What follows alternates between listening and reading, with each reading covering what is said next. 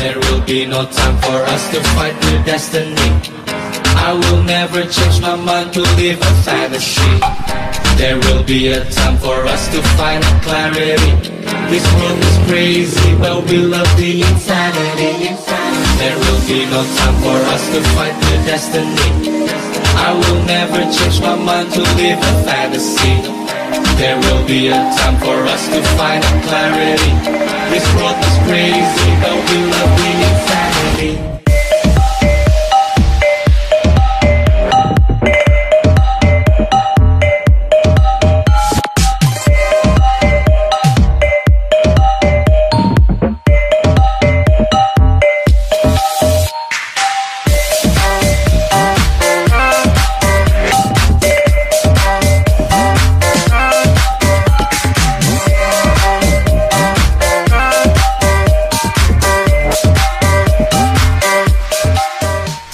Assalamualaikum warahmatullahi wabarakatuh. Berjumpa lagi bersama kami, bersama tim Jelajah Budaya. Sini bersama saya dan bersama tim nanti kita akan mencoba menggali cerita tentang makam Adipati Kurus beserta peninggalan beliau berupa meriam, senjata meriam, dan pendayung. Nanti kita akan lebih jelasnya lagi, akan bersama saya bertemu dengan narasumber kami. Ini beliau, narasumber kami, Pak Latif.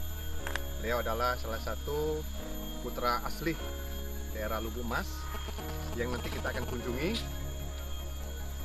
Berjumpa lagi bersama kami di makam keramat Adipati Kurus dan peninggalan senjata berupa meriam di rumah almarhum Bapak Hatta atau bapak dari narasumber kami, Pak Latif.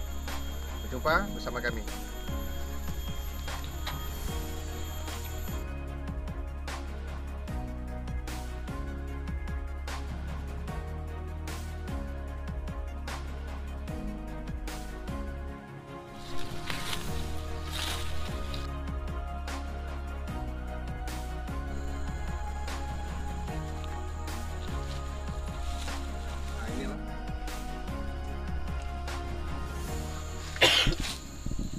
Pemirsa, kali ini saya bersama narasumber Pak Latif sudah berada di makam Adipati Kurus. Beliau ini semasa hidup dulu termasuk pemimpin. Namun berdasarkan cerita dari Pak Latif ini, sebenarnya dusun atau desa Lubuk Mas ini bukan berada di seberang sini, tapi di arah seberang sana. Itu ada Sungai Rawas. Pak Latif, nama sebenarnya beliau ini aslinya siapa tuh Pak Latif? Nama asli, kalau gelarnya Adipati Kurus, kalau nama aslinya Muhammad Amin. Muhammad Amin. Itu ya, dari bapak dulu. Dari bapak dulu ya. Karena beliau ini termasuk generasi selanjutnya. Karena bapak beliau Pak Hatta telah menghadap Allah, meninggal dunia, jadi almarhum. Sekarang beliau sebagai generasi penerus selanjutnya. Setelah ini nanti kita akan berkunjung ke rumah almarhum Bapak Hatta yang sekarang telah diturunkan juru kunci Pak Latif. Di sana ada peninggalan Adipati Kurus ini berupa meriam. Meriam itu Pak Latif, apa nama Pak Latif, nama meriam tersebut? Nama meriamnya Meriam Setundung Musuh. Setundung musuh. Itu nama meriamnya. Meriamnya unik. Nanti kita lihat secara langsung live ya. Kenapa saya katakan unik? Kalau biasanya meriam kita temukan di senjata peninggalan Portugis, Belanda ataupun Jepang dan sebagainya yang pernah menjajah Indonesia ini biasanya lurus saja. Namun ini meriamnya unik. Ada kepala berbentuk naga. Nanti di atas belakangnya itu ada juga berbentuk sisi-sisi yang tajam. Ujung dari makam tersebut nanti ada juga berbentuk ekor. Unik. Nanti kita akan coba lihat langsung di rumahnya Pak Latif ini. Ada sejumlah cerita berdasarkan tutur dari masyarakat dulu. Sebelum makam ini dipugar, makam ini dulu masih berbentuk batu Pak Latif ya. Iya. Jadi ada lumut-lumut. Nah, ada sedikit cerita dari dulu, cerita masyarakat. Pemuda-pemuda yang iseng mengambil lumut yang menempel di makam almarhum Adipati Kurus ini. Lumut tersebut diletakkan di dalam bara api yang sedang menyala untuk masak beras di rumah persedekahan. Uniknya, di saat sedang masak nasi tersebut, ada lumut yang diletakkan di dalam api tersebut. Nasi yang dimasak tadi tidak masak-masak Pak Latif ya? Iya. Ya, tidak masak-masak. Itu mungkin ya suatu keajaiban. Kita harus bijak bagaimana itu menilainya. Namun itu dulu Pak Latif ya, saat dulu ya masyarakat kita, para saudara kita masih awam tentang agama. Tapi sekarang alhamdulillah masyarakat kita sudah bijak dan sudah mengerti tentang agama. Jadi mereka tidak lagi berbentuk-bentuk bau mistik tentang semua itu. Mungkin itu saja Pak Latif. Nanti kita lebih jelasnya lagi bertemu dan berjumpa di rumahnya Pak Latif. Langsung kita melihat bentuk makam meriam tersebut dan pendayung Pak Latif ya. Oke, para pemirsa, berjumpa dengan kami lagi di rumah Pak Latif.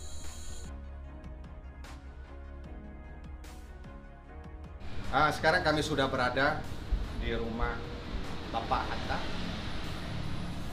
Karena di sini tempat senjata peninggalan Adipati Kurus berupa senjata meriam dan ada satu buah pendayung biduk.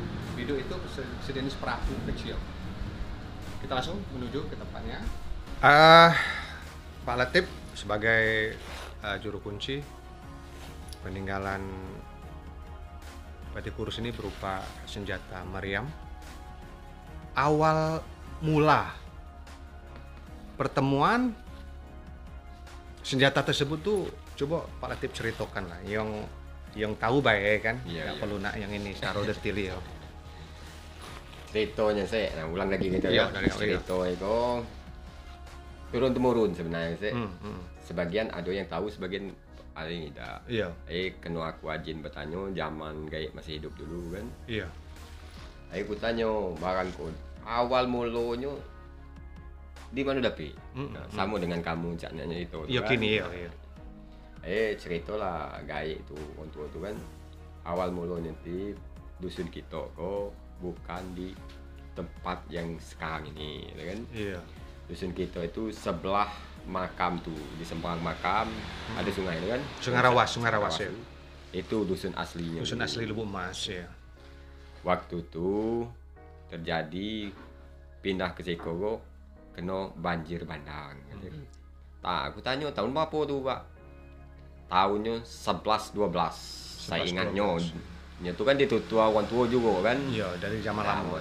Lama dulu. Dapat info itu cerita dari bapak dan neneknya juga kan? Iya. Pindah ke Lubuk Emas. Lubuk Emas kok sebenarnya kalau kami dusun namanya kok Timbangan Ya. Tapi aslinya Lubuk Emas juga kan? Iya, sama baik. Gelawan tua zaman dulu Timbangan. Iya. Posisi Maryam kok sih kemungkinan dapat diselamat dibawalah ke Lubuk Emas. Lubuk Emas ini. Ke dusun baru ya kan? Sampai kini. Alhamdulillah. Dari awal-awalnya temurun itu zaman berjaman itu waktu itu lah masih ada Rio.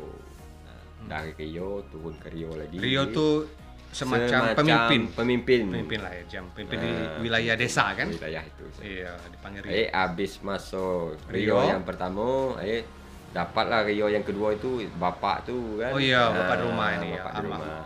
Dia lepih lah di tempat bapak itu kan. Iya. Sampailah saat kini itu sih. Alhamdulillah. Belum tempat yang lain kan, masih tempat bapak itu.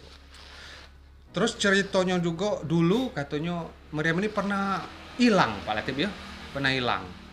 Zaman dulu pernah hilang. Iya, pernah hilang. Bukan waktu zaman bapak di Rio belum itu. Iya. Sebelum itu. Sebelum itu pernah hilang. Pernah hilang itu akhirnya dikembalikan uang kemungkinan. Iya, kan? kembalikan Nah, uang. Dikembalikan ke tempat sebelah makam Sebelah itu. makam itu. Dicari lah oleh warga kami Iya. itu. Ketemu di situ, dibawa lah balik itu. Masuk lagi, ya. Nah, waktu itulah saya info itu dari bapak itu. Dari situ langsung lah di rumah nenek kami. Nah, sebelum bapak jadi Rio itu. Iya. Akhir bapak lah jadi Rio, pas momen itu depit lah tempat bapak itu. Iya. Nah itu Begini, alhamdulillah ya. Dak. itu kan bagus aku gitu itu. Sudah tuh ada pula katanya ada dari tim Purbakala Palembang itu Bala Putra Dewa pernah juga mampir ke Siko ya. Pernah saya. Pernah juga mampir ke waktu Siko ya. baru-baru inilah saya sebenarnya itu iya. waktu bapak meninggal tuh kan. Kelang 2 minggu ya. Kelang 2 minggu. Iya. Datanglah kepala museum dari Palembang Bala Putra sama Dewa. dengan kepala museum Museum? subkos gitu kok. Oh iya, daerah kita di Lubuk Linggau. Iya, kalau yang subkos itu lah kenal dengan bapak itu, masalahnya meriam kita pernah dibawa Dibawa ke Lubuk museum Linggau. itu Iya, kan Lubuk untuk Linggau. peresmian yang pertama dulu kan. Iya, akhirnya dikembalikan lagi kan. Dikembalikan lagi. Bapak itu lah udah kenal kan. Nah, Iya. dia nanya bapak itu sampai Ziko, bapak itu udah lagi kan, udah Iya, almarhum. udah meninggal ya. Itulah dia cerita-cerita, nanya-nanya kan gitu, kasih informasi kan Nah, yang setahu dengan kita saya. Ya alhamdulillah. Cuma ada pesannya mintalah dirawat Bagus, bagus-bagus. Jadi dijaga. kena ini peninggalan gitu Iya. kan. Karena peninggalan ini tidak semua pacak kita temui di setiap desa. Benar. Ya, karena aku juga dapat info dari media sosial itu Pak Latif.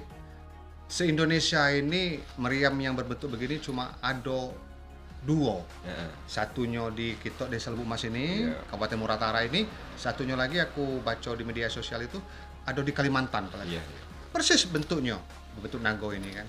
Nah, mungkin saja itu ada kaitannya dengan meriam Kitok Siko. Besar kemungkinan. Bisa menggunakan.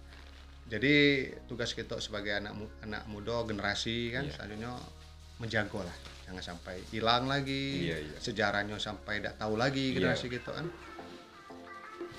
Mungkin itu saja Pak Latif. Yo, dan terima kasih atas waktu yang telah diberikan pada kami bersama tim Jelajah Budaya. Iya. Ya, karena hal-hal komang kogo agak saron ala waktu ya Pak Latif. Mendak berjanji kalau Pak Latif dari 2 hari yang lalu berjanji kan. Benar. Ya. Itulah infonya saya yang kita dapat. Kemungkinan kalau digali lagi kita kasih lagi. Iya. Mungkin ada lagi kan. Tuh, barang. Mungkin itu saja pemirsa sekalian percakapan kami singkat sama narasumber kami Pak Latif di Desa Lubuk Mas. Jumpa lagi dengan saya dan bersama tim Jelajah Budaya di lain kesempatan. Assalamualaikum warahmatullahi wabarakatuh.